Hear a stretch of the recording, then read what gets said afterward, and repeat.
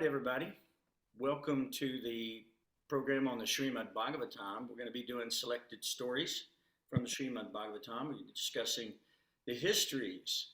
This is called the Bhagavat Purana, or the great history of the personality of Godhead and his multifarious incarnations in the material world. So we're going to talk about that and how those affected everyone in the material world. Just like we know in the Bhagavad Gita, Krishna says, yada yada hidharma sha, glarnir bhavati bharata, bhutanami dharma sha, tadatmanam srijamyam. So what Krishna says is yada yada. Whenever there's a decline of, religion and a predominant rise of irreligion, that time I just Yeah. myself. Hello, how are you? Hare Krishna. Hare Krishna. Okay, everybody, please go ahead and mute your thing right now, because we're going to go ahead and start with the kirtan and the program. Okay. So what we're going to do tonight is we're going to be reading through the Srimad Bhagavatam first and second chapters, and then we can stop if anybody has a question along the way, and then we can also discuss at the end of that reading. And if anybody has a Bhagavatam with them, and they would like to contribute to the reading, you are more than welcome to obviously do that. And thanks everybody for joining. So we'll start with a little kirtan, okay?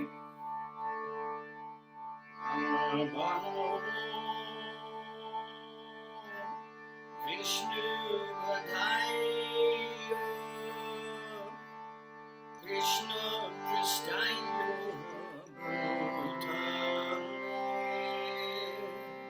Srimate Bhaktivedanta Swami Namane Namaste Saraswati Devi Gaurani Pracharane Devashisha Sundamani Paschachade Chaturne Jaya Shri Krishna Chaitanya Prabhu Nityananda Shri Advaita Radharani Shiva Sami Gaurava Tabrinda Jaya Shri Krishna Chaitanya Prabhu Nityananda Shri Advaita Radharani Shiva Sami Gaurava Tabrinda. Om Namo Bhagavate Vasudevaya. Om Namo Bhagavate Vasudevaya. Om Namo Bhagavate Vasudevaya. Om Namo Bhagavate Vasudevaya.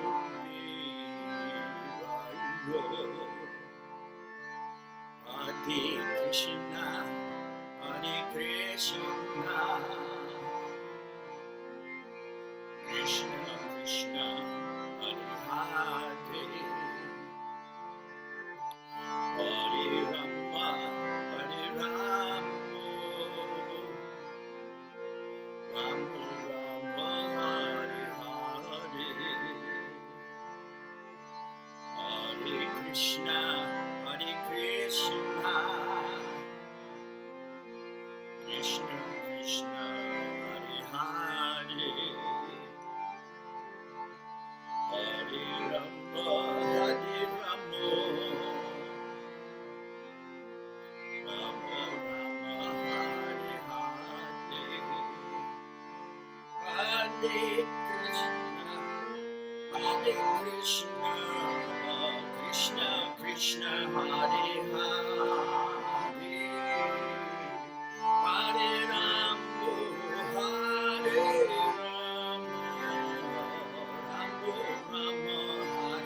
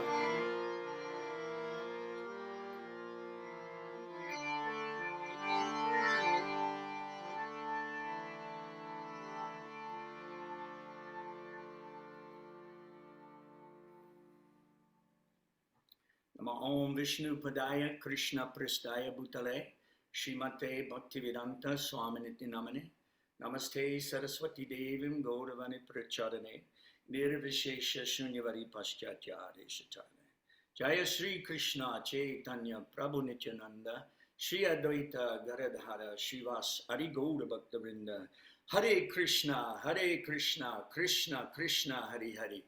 Hare Rama, Hare Rama, Rama Rama, Hare Hare. Welcome, everyone. Thanks for coming to the program tonight. We're so glad to see you.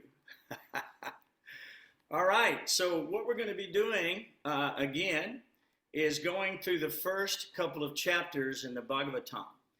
Now, the Bhagavatam means the beautiful story of the Supreme Personality of Godhead. So in these two chapters, we're going to learn who spoke the Bhagavatam, when it was spoken, who it was spoken to, why it was spoken, and what is the purpose of the speaking of the Srimad Bhagavatam, and what is the goal of hearing the Srimad Bhagavatam.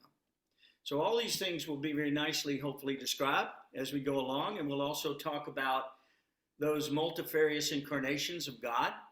Those are listed in the third chapter, and we'll go through each one of those in summary and just a small synopsis, and then later as we go through the Bhagavatam, we'll understand who these great personalities, these avatars, plenary portions and portions of plenary portions of God who come to the world again and again to reestablish the principles of religion, annihilate the miscreants, and reestablish or protect the sadhus, those saintly persons that we talked about. One thing, though, that I want to clarify is there's two types of really categories. And one is the integrated plenary portions, or their plenary portions, okay?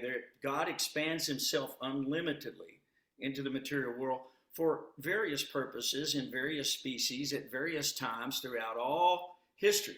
Actually, the Bhagavatam is an eternal narration. You know, we're conditioned by time, right? And we think 100 years is a long time.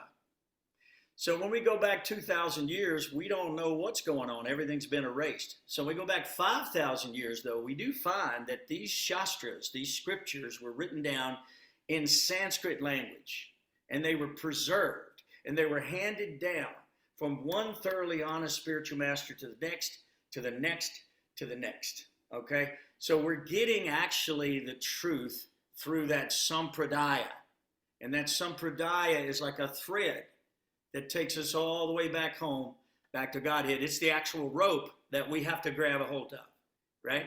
But we are the ones that have to grab the rope. The rope is being thrown, but if someone says, oh, the rope is too difficult to grab, I can't hold on to the rope. So we have to keep trying. This is called sadhana bhakti. Sadhana means I'm practicing this science of love of God. And by doing so, we develop our attachment for God rather than for the things that are temporary in the material world, which cause repeated birth and death, okay? So that's a synopsis. Now, I want to share one thing with you here that Prabhupada wrote in the introduction, and then we'll get right to the chapter. So, the Srimad Bhagavatam is based more or less on the oneness of the entire human society. Oh, actually, nay, of the entire energy of the living beings. The need is felt by great thinkers to make this a successful ideology. Srimad Bhagavatam will fill this need in human society. It begins, therefore, with the aphorism of the Vedanta philosophy, Janmayashya Taha, to establish the ideal of a common cause.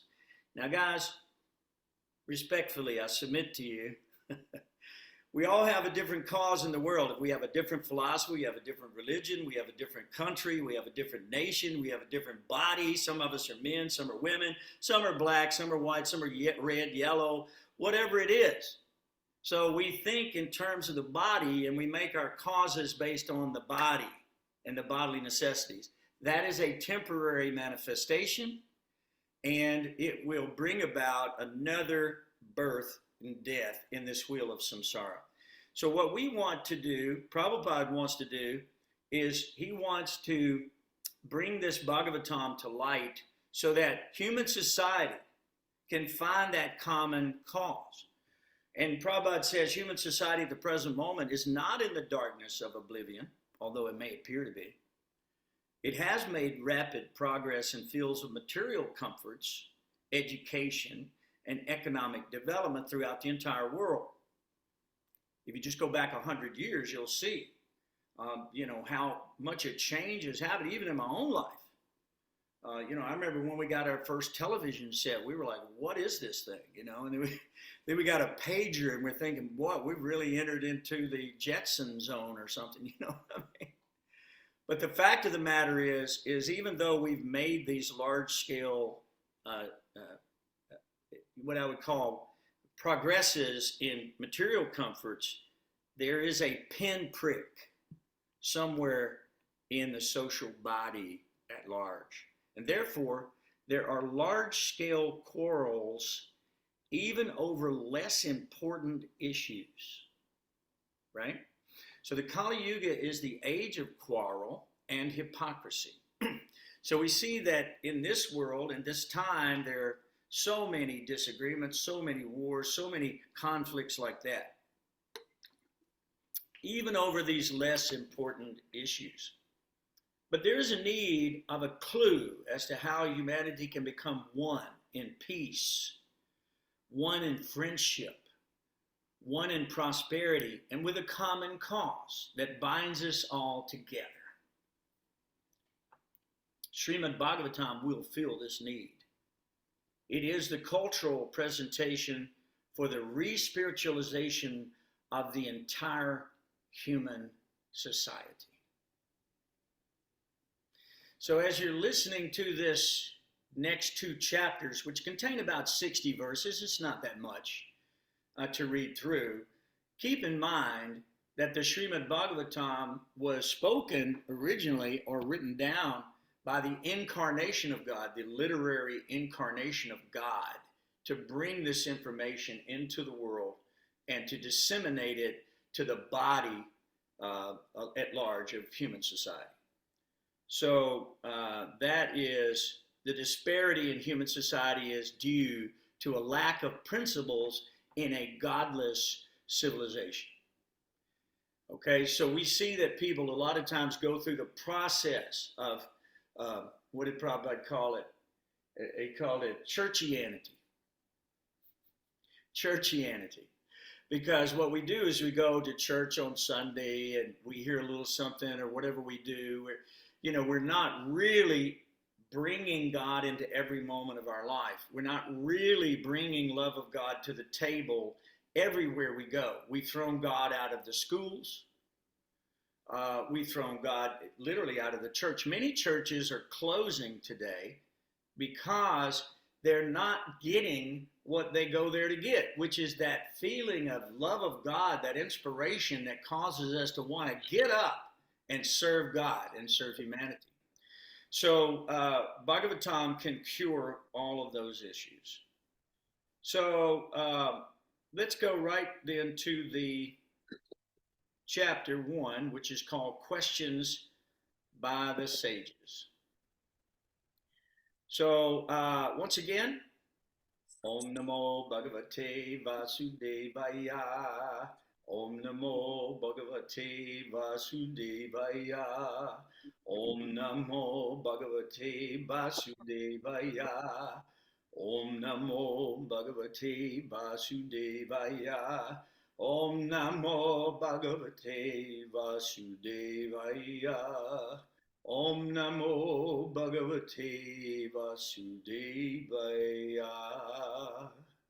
All right. So, complete history. I'm sorry? I didn't hear you. Okay, just everybody mute while we're reading, and then if you have a comment, just raise your hand, and we'll take your comment or your question at that time. And then also Rangavati will be managing the chat, so if you want to type into the chat something you'd like, that would be great. So the Srimad Bhagavatam starts this way. O my Lord, Sri Krishna, son of Vasudeva, O all-pervading personality of Godhead, I offer you my respectful obeisances. I meditate upon Lord Sri Krishna because he is the absolute truth and the primeval cause of all causes of the creation, sustenance, and destruction of the manifested universes. He is directly and indirectly conscious of all manifestations, and he is independent because there is no other cause beyond him. It is he only who first imparted the Vedic knowledge into the heart of Brahmaji, the original living being. By him, even the great sages and demigods are placed into illusion, as one is bewildered by the illusory representations of water seen in fire or land seen on water. Only because of him do the material universes temporarily manifested by the reactions of the three modes of nature appear factual, although they are unreal. I therefore meditate upon him, Lord Sri Krishna, who is eternally existent in the transcendental abode, which is forever free from the illusory representations of the material world. I meditate upon him, for he is the absolute truth. Text 2. Completely rejecting all religious activities which are materially motivated, this Bhagavad Purana propounds the highest truth, which is understandable by those devotees who are fully pure in heart. The highest truth is reality distinguished from illusion for the welfare of all. Such truth uproots the threefold miseries. This beautiful Bhagavatam, compiled by the great sage Vyasadeva in his maturity, is sufficient in itself for God realization. What is there need of any other scripture? As soon as one attentively and submissively hears the message of Bhagavatam, by this culture of knowledge, the Supreme Lord is established within his heart. Text 3. O expert and thoughtful men, relish Srimad Bhagavatam, the mature fruit of the desire tree of Vedic literatures. It emanated from the lips of Sri Sukadeva Goswami. Therefore, this fruit has become even more tasteful, although its nectarine juice was already relishable for all, including liberated souls. Now, this is where the Bhagavatam actually begins. So, this is text 5, and if you're following along, it says, one day, after finishing their morning duties by burning a sacrificial fire and offering a seat of esteem to Srila Sutta Goswami, the great sages made inquiries with great respect about the following matters. Text 6. The sages said, respected Sutta Goswami, you are completely free from all vice. You are well versed in all the scriptures. You are famous for religious life, and in the Puranas and in the histories as well, for you have gone through them under proper guidance and have also explained them. Being the eldest learned Vedantist, O Sutta Goswami, you are acquainted with the knowledge of Vyasadeva, who is the incarnation of Godhead. And you also know other sages who are fully versed in all kinds of physical and metaphysical knowledge. And because you are submissive, your spiritual masters have endowed you with all favors bestowed upon a gentle disciple.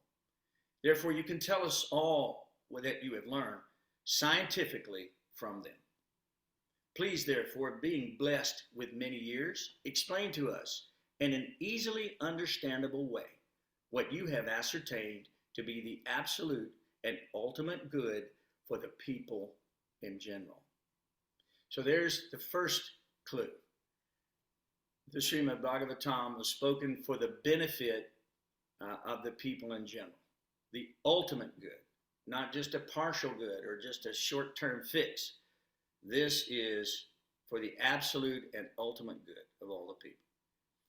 O learned one, in this iron age of Kali, men almost always have but short lives. They are quarrelsome, lazy, misguided, unlucky, and above all, always disturbed. There are many varieties of scriptures, and in all of them there are many prescribed duties, which can be learned only after many years of study in their various divisions.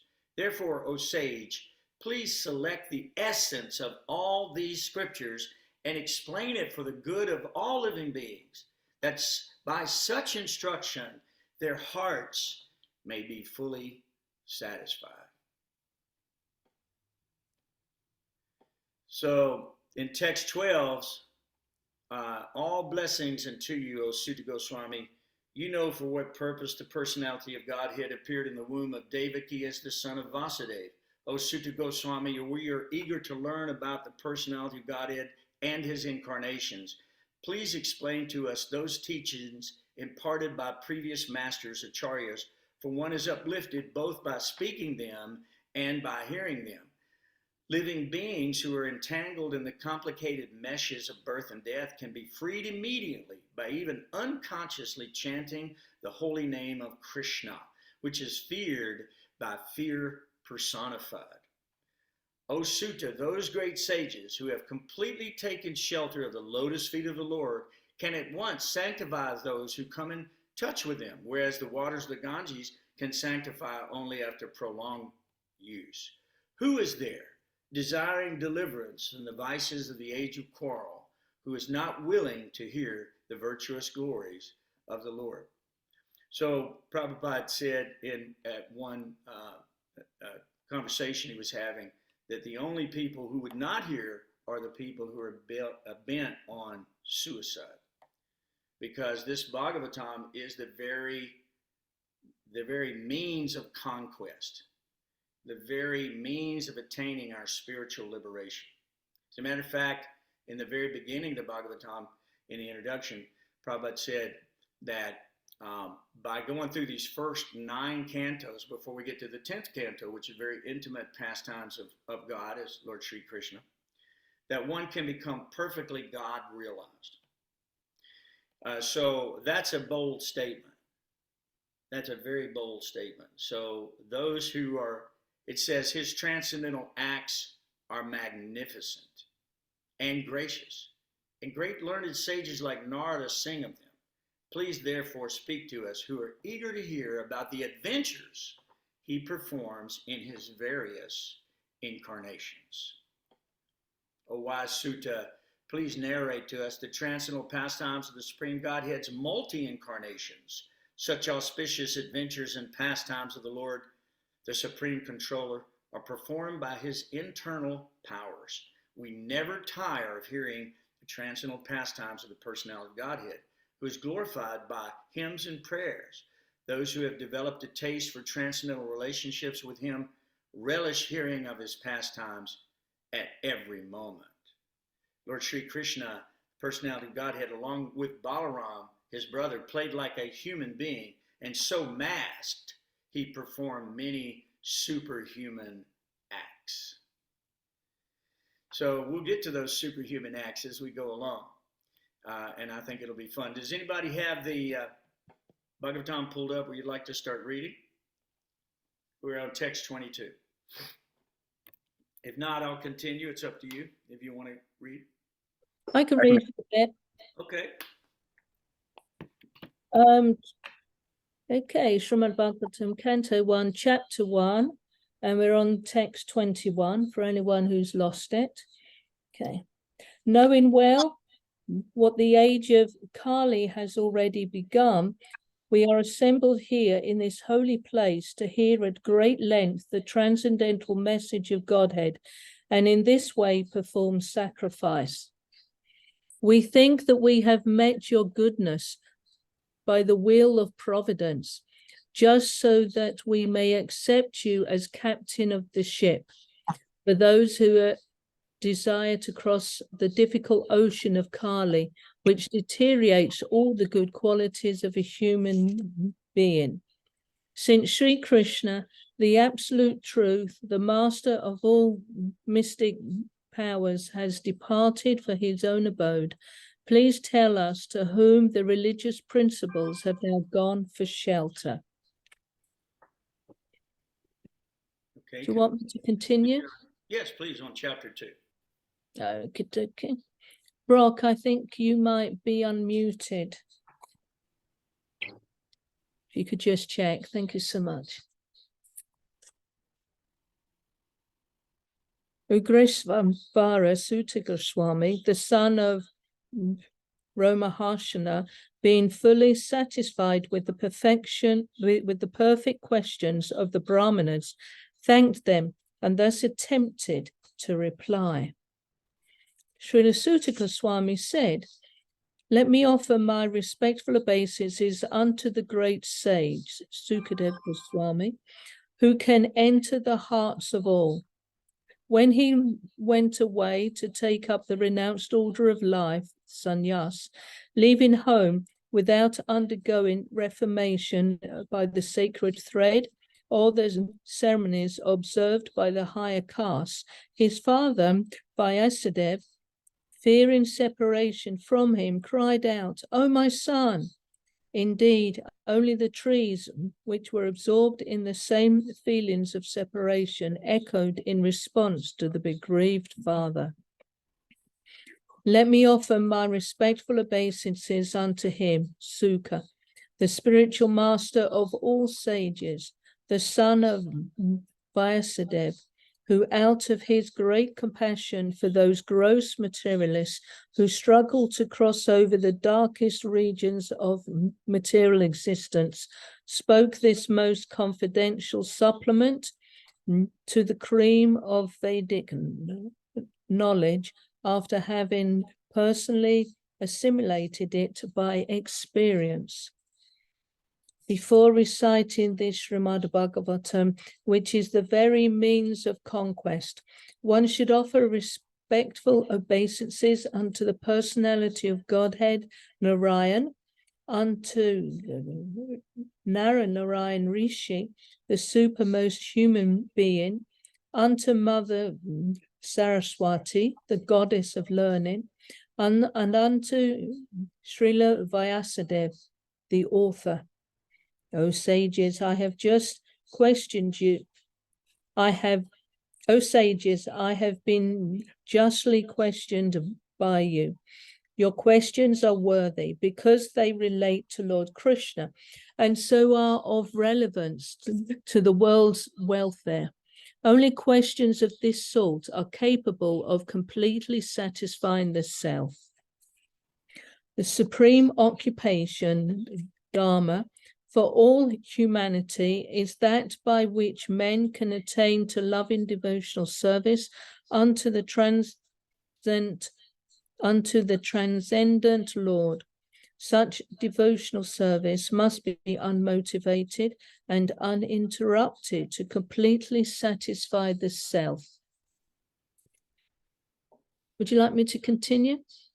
I think Brock wants to read, right? He's got his hand up, right? Yeah, and I have a question about this being unmotivated. Okay. Because we are motivated, right, to be doing this. Well, let me say this to you. We're talking about material motivations, obviously. So no material motivation. We're doing it for spiritual motivations. Spiritual motivations mean we're looking to get out of the material world, not to build a better home, have better enjoyment in the material world. We realize this temporary place and it ends in a complete loss of everything. So when we say motivated, unmotivated means that it's not motivated for any kind of material gain. Krishna, however, does say in Bhagavad Gita that whether you want all material things or you want no material things, you should still come to him for it. So, but to completely satisfy the soul, right, one must engage in uninterrupted, unmotivated devotional service, unalloyed loving service to the Lord. That will satisfy the soul. Nothing else will. Okay? Okay. So you want to pick up at what? Text 7? Yes. By rendering devotional service unto the personality of Godhead, Sri Krishna, one immediately acquires causeless knowledge and detachment from the world. The occupational activities a man performs according to his own position are only so much useless labor if they do not provoke attraction for the message of the personality of Godhead. All occupational engagements are certainly meant for ultimate liberation. They should never be performed for material gain.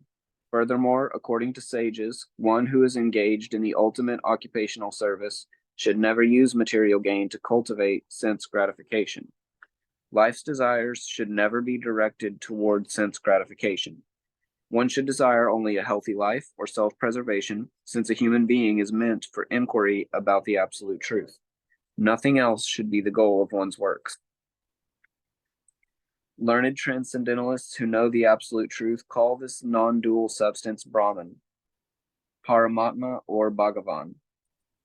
The seriously inquisitive student or sage, well equipped with knowledge and detachment, realizes that absolute truth by rendering devotional service in terms of what he has heard from the Vedanti Shruti.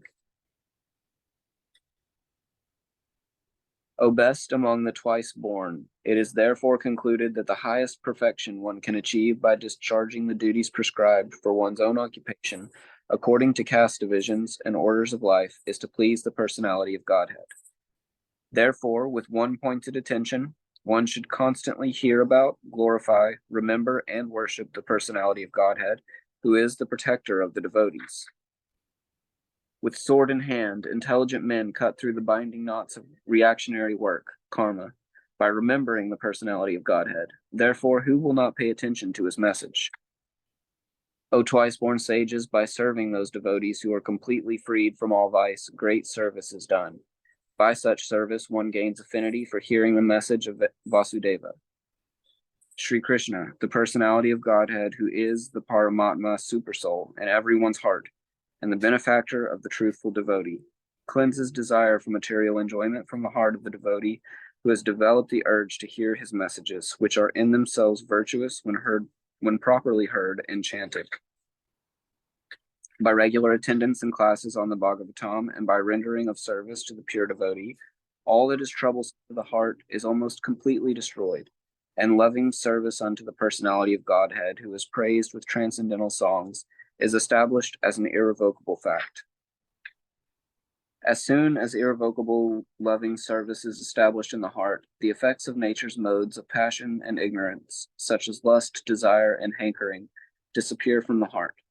Then the devotee is established in goodness, and he becomes completely happy.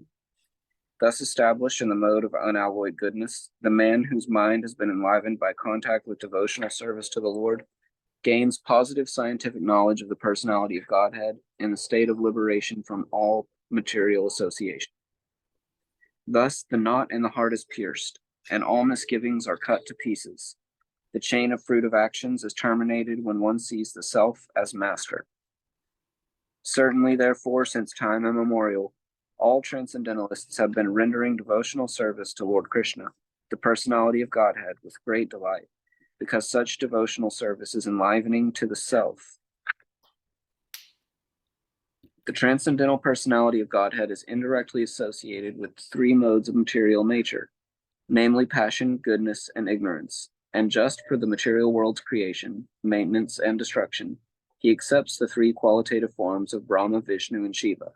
Of these three, all human beings can derive ultimate benefit from Vishnu, the form of the quality of goodness. Firewood is a transformation of earth, but smoke is better than the raw wood, and fire is still better, for by fire we can derive the benefits of superior knowledge through Vedic sacrifices. Similarly, passion, rajas, is better than ignorance, tamas, but goodness, sattva, is best because by goodness one can come to realize the absolute truth. Previously, all the great sages rendered service unto the personality of Godhead due to his existence above the three modes of material nature.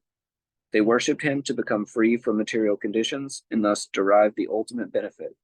Whoever follows such great authorities is also eligible for liberation from the material world. Those who are serious about liberation are certainly non-envious, and they respect all. Yet they reject the horrible and ghastly forms of the demigods and worship only the all-blissful forms of Lord Vishnu and his plenary portions.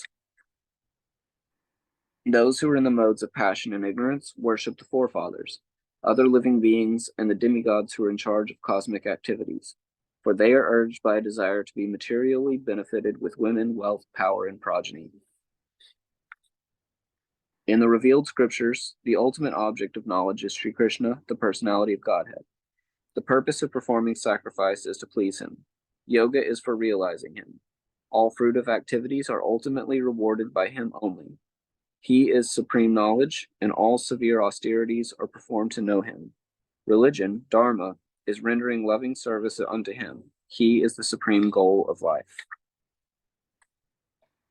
In the beginning of the material creation, that absolute personality of Godhead, Vasudeva, in his transcendental position, created the energies of cause and effect by his own internal energy.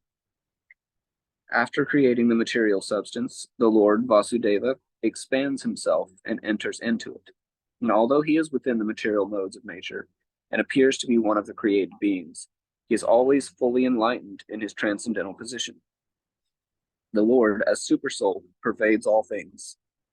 Just as fire permeates wood, and so he appears to be of many varieties, though he is the absolute one without a second.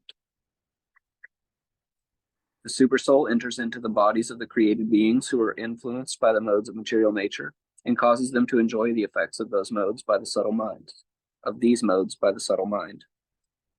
Thus the Lord of the universes maintains all planets inhabited by demigods, men, and lower animals. Assuming the roles of incarnations, he performs pastimes to reclaim those in the mode of pure goodness. Okay, that's the first two chapters of the Srimad Bhagavatam. The next chapter, next week when we do it, is Krishna is the source of all incarnations. And so we'll hear, those incarnations. We'll understand what those are in the next chapter. Want to see how God is coming to the earth and why he's coming and what he's coming for, what his pastimes are, what his activities are. It's pretty clear from the last verse that you just read that the Lord is coming here to reestablish the principles of religion that are forgotten over and over and over and over again. So he comes whenever and wherever, and Parichanaya Sadhanam Vinashaya Chadushkitam Dharma Samstapanartaya Sambhavaya Niya Yuge Yuge. So he comes again and again, and he delivers the sadhus. So we're hearing this recitation of Srimad Bhagavatam. This is an ancient discourse. Actually, it's really the oldest known writings. These Puranas are. They're the great histories of the world. And they tell us about the personalities around the Lord, who those personalities were, what their purposes were too. Great kings, how God incarnated, and how he eliminated the demons from the world, and how he reestablished those sadhus. So that is the basic premise of the Vedic literature. And these two chapters, I think, are very definitive as to the answers that most men would love to have about God. Yeah, so please ask your questions. So are we keeping this knowledge alive for some future visitation or incarnation, or are we preparing for something imminent? Well, we're always preparing for imminent death. Death could come at any moment, obviously. There's no guarantees that we'll live another moment. So we have to be ready at every moment for that eventuality, and to be absent of bodies, to be in presence of the Lord. So if you were going to be in the presence of the Lord in 5 minutes, what would you be doing? So the question of the Srimad Bhagavatam, when it was spoken by Sukadeva Goswami to Maharaj Pariksit, who was king of the world at that time, was that he had 7 days to live. And in those 7 days, he wanted to fast and hear every bit of the knowledge that he needed to be able to transfer his soul back to the spiritual world. And so he sat down, and Sukadeva Goswami spoke this. Now, Sukadeva Goswami was the son of Vyasadeva. Vyasadeva is the incarnation of God, the literary incarnation of God. So Sukadeva Goswami was his son. And we'll hear more about Sukadeva Goswami as we go along. But this particular narration is from Sutta Goswami with the sages at Naimisharanya forest to sit down for a 1,000-year sacrifice to hear this transcendental knowledge for the benefit of all people and all things in the material world. So Sutta Goswami was there at the time Sukadeva Goswami spoke it to Maharaj Pariksit. Maharaj Pariksit had been cursed by a Brahmin to die from the bite of a snake bird. And he was preparing himself to leave his body. So if you had 7, and if you see in the wonderful thing that Rangavati did on our advertisement for this program, it said, what would you do if you had 7 days left to live? What would you do if this was the last 5 minutes of your life? I mean, how would you live your life? Would you make the same choices? Would you make the same decisions that you're making now, right? No. Normally speaking, when people know they're going to die, they prepare themselves for that purpose and they try to give up their vices, and sometimes they try to enjoy more. Sometimes they go the wrong direction. Sometimes they think, well, I've got to do this. It's in my bucket list. This is my shot to get it, right? So they go off and even commit more and more atrocious activities that bind them in the material world even further. So, but Maharaj Pariksit is the perfect example of what we should be doing, because he was a Rajarishi, he was a saintly king. And so he sought out Sukadeva Goswami to hear this message. And then everybody came, all the great kings, all the great sages, even the demigods came to hear this discourse. And the reason they did is because even the liberated souls, even if you're liberated and you're in transcendental world, this is nectar to your ears, nectarine messages. This juice of the essence of the Vedas is the Srimad Bhagavatam. The Srimad Bhagavatam was spoken, and there's a story that we'll be reading later where Narada Muni comes to Vyasadeva after writing the Mahabharata and all the Puranas and all this. He was not satisfied. He was still not satisfied. So Narada, he's the transcendental spaceman. He flies around playing his Veena. And so he descends and he appears before him and he says, why are you not satisfied? And he goes, I've written all these things. I've done it all, correctly. Everything's been done correctly. Everything was done appropriately. Why am I still not satisfied? He says, because you have not specifically categorized the pastimes of the transcendent Lord, Krishna, which is the purpose of all Vedic literatures. The purpose of the Vedic literatures is not karma kanda. Karma kanda generally means I go to God for business deal. I go, give me some daily bread. If I don't get my bread, I'm probably not going to be a devotee anymore. See what I mean? Because I'm doing a business deal, I'm expecting a little remuneration, right? So they also go to the demigods to do that. And they worship even horrible and ghastly forms of demigods like Maha Durga, And if you've ever seen a picture of Mahakali, Mahadurga, if you've ever seen a picture of her, you know that she's got all these arms with all these weapons and she's killing demons everywhere. She's keeping everybody out of the spiritual world who doesn't deserve to be there, out of the association of Krishna who doesn't deserve to be there. She is Maya personified, that illusion that attaches us to the material world. She could release you to Krishna once she knows that you're sincere and you're qualified. So how are we qualified? Well, this beautiful Bhagavat Purana described that earlier, and it said that this devotional service must be unmotivated and uninterrupted, right? That's the purpose of the devotional services. We want to learn to be 100% God conscious, not 50% God conscious. Right now, we might even only be 1 or 2% God conscious, right? But the goal is to practice this bhakti yoga, sadhana bhakti, the practice of love and devotion, to please the Supreme Personality of Godhead, because when one does, he immediately acquires causeless knowledge and detachment from the world. Okay? So this is a big deal, guys. As long as you're attached to this world, you'll come back to this world. As long as there's something here you want, you'll get another body to come and try to get it. Even if you go to Brahma Loka, the highest planet, remember, we just studied the Bhagavad Gita, and this picks up where the Bhagavad Gita left off, by the way. But we know that even in the Bhagavad Gita, Krishna says, Brahma Bhuvanal Loka, Loko Mam Karma Bandhana. In other words, Loko Yam Karma Bandhana. So we know that even in the highest planet of Brahma Loka, there is still death. So why would you go to a partial God, one empowered by the Supreme Lord, for temporary benefits and boons? This is called churchianity. We talked about that a little bit in the very beginning. Prabhupada made that statement, churchianity. He said that people are going just out of some ceremony. They go because it needs to be there. They go to ask for bread or money, or they go to ask for a better wife or more enjoyment, a bigger house, a nicer car. As a matter of fact, many preachers that we see are all touting, look at my Maserati. Look what God's done for me. If you come and send me your money, you'll also have a Maserati. The purpose of religion is not to get a Maserati. If you get a Maserati, that's nice, okay? We're not saying you can't have one, but you need to have it in a devotional sense. If God wants to give you the material universe like he did Prahlad Maharaj and so many great souls, we'll hear all about these great souls.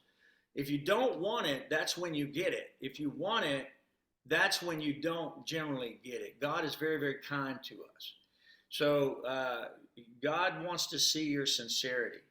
So you can get this knowledge and detachment from the world, and you can get attachment for the spiritual world. It's not that you give up all attachment. You just dovetail the attachments you have to God. That's called yoga, connection, yoke. We yoke ourselves with the will of God. So in this second chapter, Krishna said, or the Bhagavatam says, the occupational activities a man performs according to his own position are only useless labor unless they provoke an attraction for the messages of the Supreme Personality. See, God is coming again and again to bring you messages. These messages are for you. These are love letters from God. These are love stories from God. These are depictions of the ecstasy of the spiritual world meant to attract you back home. So if you're too engrossed in the lower modes of ignorance or passion, or even goodness. So in some case, now goodness is the mode we need to get to, because from goodness we can actually understand God. But as long as we're in the mode of passion and ignorance, we will have a very, very difficult time understanding God. So in the Bhagavad Gita that we read earlier, it talks about foods in the mode of passion, food in the mode of ignorance, food in the mode of goodness. It talks about activities in the mode of passion, mode of ignorance, good understanding, knowledge. All these different divisions Krishna describes to us very, very carefully so that we can understand what is the mode of goodness. So all occupations are actually meant for ultimate liberation. So in the Vedas, it talks about Varna Ashram. So I think most people probably know what that is. But that's your occupational duty or your work. You're either going to be a Sudra, you work for the rest of the society. You're a Vaishya, that's the belly of society. Okay, so that's the merchants, the farmers. The Kshatriyas are the warriors, administrators. And the Brahmins are the head of society. So in that body, one can function. You got legs, you got a belly, you got arms, you got a head. You can think of what you're doing. And the head directs the entire body as to what to do. So if we listen to the Brahmins will repeat this Shastra. They don't create Shastra. We don't create our own religions. We don't do that. In the Bhagavad Gita, Krishna says, whatever has taken its birth, its death is certain. So any religion, so-called religion, that comes into being, its death is certain. This is called Sanatan Dharma. Sanatan Dharma means the eternal function of all souls. It's not something you convert to. It's not something that you have. It's not an imposition on the soul. It's the natural condition of love that the soul feels for God and for all of his creation, including the Jivatmas, us. Okay? So if you're working and you do the work, don't do it for material gain, because all of that will be lost at the time of death. You might have a nice house. Like I'm living in an old house here. There have been multiple families that have probably lived here before me, and they're all gone from the world now. House is an 1800s house. So you got to understand, all the people who thought this would bring them happiness were not satisfied. They had to leave this place. They had to give it up. No matter how much love they put into the place, how much work they put, it was a loss because it was not dedicated to God. Now, I'm not saying, I'm speculating about that, obviously. But what the Bhagavatam says is one who is engaged in the ultimate occupational service should never use material gain to cultivate sense gratification, because life's desire should never be directed towards sense gratification. You should just desire a healthy life. Sense gratification is coming all on its own. There's no need to extraneously go after sense gratification and just to pull the trigger of that mechanism of the tongue, the belly, the genital, over and over and over and over and over again until you die. That's not this purpose of life. Each thing has its purpose under heaven. Everything has its purpose, its proper utility, its proper function in service to God. So Prabhupada says the world is like so many zeros until you add one, the Krishna in front. Once you add God, then all those zeros become very valuable. But without God, there's nothing but zeros. That's the point that we're making. Unmotivated service means I don't want anything except for your happiness, Lord. See, if I'm happy, my hand is also happy. Right? Okay. So the idea is if you please God because you're part and parcel of God, you will also be happy. Not only will you be happy, but everyone you come in contact will be happy. And you will ultimately guide them and liberate them by becoming an acharya. An acharya means one who teaches by their example. You become the spiritual master of your family. In one place, it says in the Vedas, one should never become a father, one should never become a teacher, one should never become an administrator, one should never take any of these roles unless they can deliver their family or their country or whatever it is back home, back to Godhead, because that is the purpose of human life. There is no other purpose for human life. I mean, if I could write that in big, bold letters across the sky in every town and village, I would. There is no purpose for life other than to satisfy the Supreme Personality of Godhead. Once He's satisfied, everything will be added. Everything will be added to you. There's no issue about that. So the idea is we work for self-preservation. We're happy with what God sends. We try to understand the messages of God in that situation, and we try to dedicate our lives and add God to everything we do. God is the missing ingredient in the world, literally. And so therefore we have to add this Srimad Bhagavatam. We have to add this Bhagavad Gita. We need to know the histories of the world. These great histories will educate us not to commit the same actual mistakes. So therefore, this is what's recommended in text 14, chapter 2.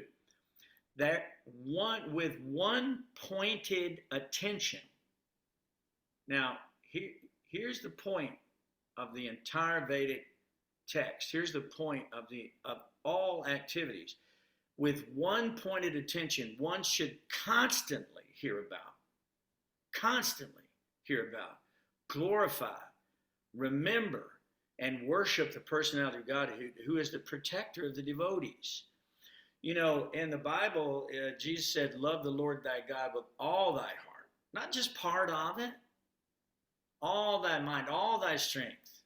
Not just like every Sunday, maybe on a Sunday, you come and do a little bit of whatever, drink the blood, eat the cracker, whatever, right? What I'm saying is that it should be a constant thing. Because in the Bible, it also says one should call on the name of the Lord from the rising to the setting. That means all the time you're awake. Call on God's name. What's the problem? There's no cost. There's no problem. You can use any name of God you want. It's not restrictive. You can do it anywhere. You can even do Manasa Japa in your mind if you can't do it out loud. No one can restrict you from calling on God's name. And if you do it sincerely, then you will get all this knowledge and detachment from the world. That's the idea. So it says, with one pointed attention, constantly hear about, glorify, remember, worship. Shravanam, Kirtanam, Vishnu, Smaranam. So when you hear about God, right, then you want to do Kirtanam. Kirtanam means I want to speak about God, right? So what happens is your cup literally runneth over, okay? So if you fill yourself full of God, you're just walking around just flowing God out of your body everywhere to everybody you meet. You become a desire tree. You become a touchstone. You become an acharya. You become liberated. a liberating force in the world for everybody's benefit and good, right? So then you remember God. So you have to hear about God first. So and these texts are so important because it's so duplicative of what we need to do. With sword in hand, it says, with sword in hand, intelligent men cut through the binding knots of reactionary work, karma, by remembering the personality of Godhead. Shravanam, Kirtanam, Vishnu Smaranam. That Smaranam means to remember. By remembering God, you're cutting through the knots of karma. You're eliminating karma. You're becoming liberated. It's just like we said before. One last thought, and I'll take your question. What we said before is that if you put a cold iron, which is what we are, but you put it in the fire, it becomes just like fire. If you associate with God, you become godly. It's a transformation that will take place. And these first 2 chapters describe that transformation so that we can identify it, so that we can know how we should be feeling, how we should be progressing on this path of spiritual life. Nowhere on earth can you find this detailed information about God, about his incarnations, about his activities in the world. You cannot find it. You cannot find out who God's girlfriend is. You can't find out who his wife is, who his best friends are. You can't find out who his parents are, necessarily. You cannot find out these aspects of God in any other scripture that I'm aware of. And I'm not saying that because I'm prejudiced to the scripture, although I've been studying it for 50 years. It gives me the details that I want. I've looked everywhere around the world to get the absolute truth. And I'm not saying there's not some truth in all dogmas and in all religions and sects and all that stuff. There may be some there. That's a fact. But to get the detail, the story of the beautiful personality of Godhead, where is that? Where is that? It's in the Srimad Bhagavatam. And it's available now. Literally, for the first time, Prabhupada translated this information just 50 years ago. Okay, as it is, without interpretation. Most people get a hold of it and they want to interpret it so they can leave their mark on God. They want to identify with a famous person so they can become a famous person. Just like the King James version of the Bible. What? You know who King James was? Look it up. Oh my goodness. He's not a really nice guy, okay? So the point is he wants to bring everybody together, rewrite the Bible, put his name on it, bada bing, bada boom. Just like Constantine. When he became the emperor, he became a Christian. He brought everybody together, right? And so they rewrote the Bible. They took out 400 books of the Bible. Where are those books? What did they say? You know, we know that Jesus said, I have many things to tell you, but you cannot hear it yet. Why? Because they were not purified enough to hear it. The Bhagavad Gita was spoken to a pure devotee. He didn't have to tell Arjuna, okay, I'll tell you about some stuff, but first don't kill, don't rape other people, don't steal their stuff. You know what I'm saying? I mean, just basic civilized activity, Arjuna was the most civilized man. He's the most sophisticated, educated, noble king. What a wonderful prince he was of the world. And Krishna spoke to him because Arjuna was not envious, right? And he was his very dear friend. So why not become a friend of Krishna? And then you can understand Bhagavad Gita also. So the one best way it's described in here is to render service to the devotees who are serving Krishna, right? You can certainly help the devotees who are trying to spread this message around the world. Krishna says, for one who spreads this message, no one will ever be more dear than he.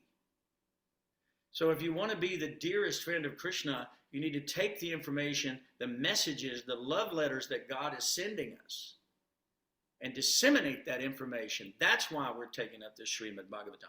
Even if no one comes, we'll recite Bhagavatam to the wall. Prabhupada said that's what we do. So this is our duty. This is our function because this is our immortal function. Bhagavatam is not a recent literature. Bhagavatam is eternal. Bhagavatam goes with Krishna everywhere. These incarnations happen in all universes. So the Bhagavatam is an eternal body of wisdom. We're having a hard time getting our mind around just a few hundred years. What happened a few hundred years ago, maybe a couple thousand years ago. We can't even figure that out. But Bhagavatam has preserved all this transcendental knowledge as it is for the benefit of the whole world. So by regular attendance in the classes on the Bhagavatam, by rendering service to the pure devotees, all that is troublesome to their heart is almost completely destroyed. And loving service to the personality of Godhead, who is praised with selected, beautiful transcendental songs, is established as an irrevocable fact, right?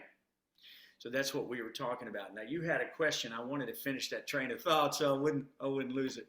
But what was your question? I think it was kind of cleared up in a way. Just the act of becoming that person seems like there is a danger of vanity there, and I was going to ask how to ward against that. But it seems like just as you become closer to God, automatically that may fall away. It definitely will fall away. Yeah, most people, when I speak to people, I don't really discuss regulative principles so much. I just engage them in the chanting of the holy name of the Lord. But by associating with the holy name of the Lord, their karma falls away. They become cleansed in their heart and soul. And gradually they, by their own free will, start taking up austerity and service to God on their own. They don't have to be forced into it. They'll take it up willingly, and that's what God is looking for. Because even in Bhagavad Gita, after he spoke to Arjuna, he said in the 18th chapter, he said, "Are your illusions now dispelled? Is your doubts gone?" Arjuna said, "Yes, and I'm ready to follow your instructions." Krishna said, "Then do as you will. Do as you will, whatever you like." See, that's God's way of saying, I don't have a gun to your head to make you love me. You got to do it on your own. So free will is where love comes from. So we're a little over time now. We're already 8:07. I looked at my clock and I got carried away. I apologize for going over. But guys, this is so sweet. The nectarine juice of these two first chapters. Please read these chapters again and again and again and again. Listen to them on the prabhupadvani.org. You can hear Amala Bhakta Swami. He's wonderful in reading these things, and you can just listen to it over and over and over and over again. You'll derive fresh inspiration daily from these verses. I know I do. Okay? May I ask a question after everyone's gone? Oh, certainly. Yeah. What we'll do, I have to end this call, right? Okay. I have to end the call, right, Rangavanti? Well, I mean, you can leave it going because it seems to continue after the hour, doesn't it? Well, It's up to you. I could leave it going. If you have one more question, let's just answer that while we're at it. I mean, you could stop the recording if you wanted to. Oh, I see what you're saying, and then just leave it going. If you wanted to, yeah. I've never done that one. I don't mind it being recorded. I just don't want to be offensive to any other listeners. Well, just go ahead and ask. It's okay. Any question's a good question. Okay, there's a verse in the Bible that warns against those who repeat their prayers and their mantras. Idle repetition is what you're talking about. Yes. Right. Yeah, I'm familiar with that. Engraven images and things like that in the Bible are prohibited. So the idea is that this is not idle repetition. This is designed to instill this knowledge into our heart. You know, if you want to learn something, I was told you almost have to hear it at least 3 times, or you can't really remember it. You know, not in this Kali Yuga, our minds are denigrated, and previously in previous times, people had perfect memory, but they don't today. So repetition of God's holy names. Why would the Bible then say, call upon the name of the Lord from the rising to the setting of the sun? Is that vain repetition? I don't think so. So calling on God's name is not a vain repetition. Hearing God's messages, that's not a vain repetition. It's just like if you had a letter and you were in the service, in the military service, and you're overseas and your wife or girlfriend sends you a letter, You may keep that letter and you may dote over that letter constantly. You may read it again and again and again and again because it brings you the only solace you can find in the foxhole, right? So literally, we're in a foxhole, and these messages that are coming from God, we read them again and again because we want to associate with God. We want to be near God. We want to hear what he says. We want to hear about his activities. And the deity form in the world that we see on the altar, that statue form of God, that is also not a graven image. There are scriptural references to what types of deity, how they're made. All of these things are very, very important. Just like if you were going to send a letter to someone, you can't just make any box. You have to use the regulated box that the government prescribes. So in the same way, if you're going to have a deity, you have to have the deity that is recommended in the Shastra. You can't just create your own. That's a graven image. And vain repetition means mindlessly saying these things. It is offensive to call on the name of God without being attentive. Right? Okay. So, I mean, those things are there. So we have to watch out for those things as well.